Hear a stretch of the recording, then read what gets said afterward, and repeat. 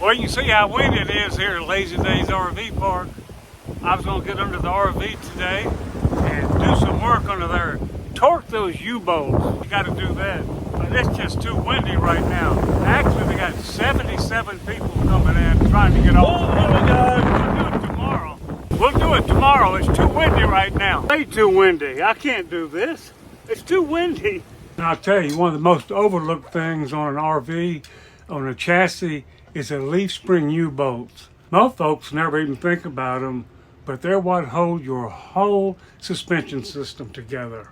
If they aren't torqued right, you're asking for big trouble. Leaf spring U-bolts that are not tightened right, they're not torqued to specification, they can wear out your ball joints, they can screw up your alignment. Even worse than that, it can be dangerous. One of the smartest things you can do to keep your rig running smooth down the road is to tighten your leaf spring U-bolts. That's a fact.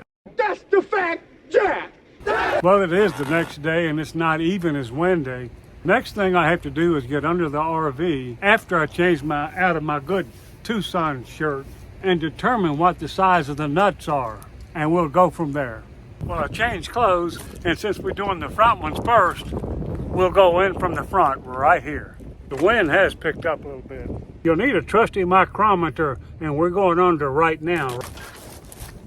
Incidentally, this is not rocket science, it's self-reliance. The more you can do yourself, the freer you are, the more independent you are. That's why I do this. I don't have to do this. I just want to. Now here's our first ones. They're right up front here. This is our U-bolts. Here we are. Here are our U-bolts right here.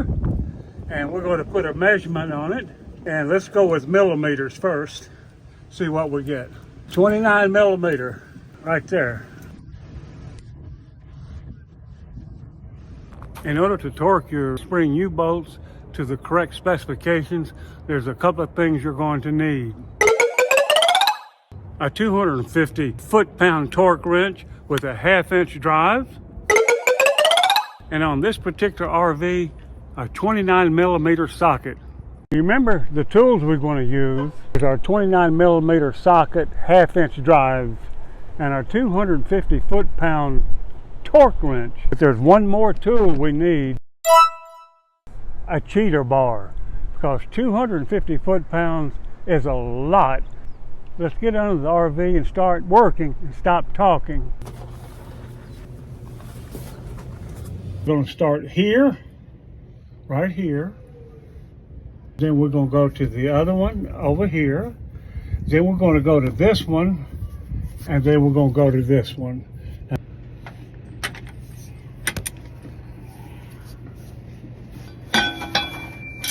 You got to put your cheater bar on.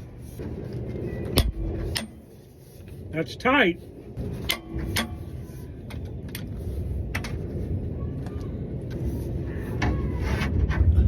That one was loose.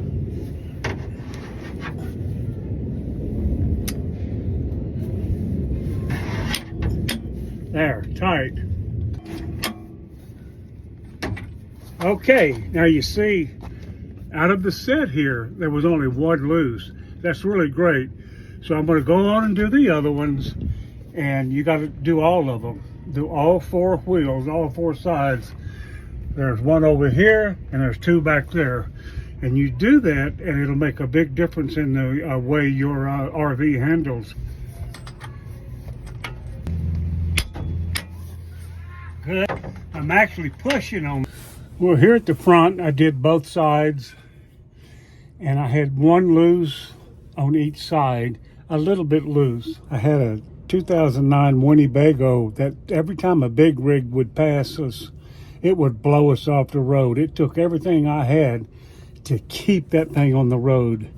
I did this. I tightened these leaf spring U-bolts and it completely took the sway out. I can't believe they were so loose, y'all. It was actually dangerous. I mean, it really was dangerous because, I mean, I promise you, it would blow us off the road. And, anyway, I fixed it just like this. I want to thank you for tolerating this video. It was a difficult video to make because of having to get under the RV. But there's some other things that you can do with the cheap handling fix.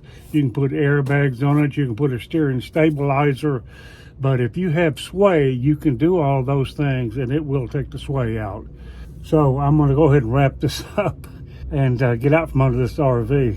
Oh my goodness.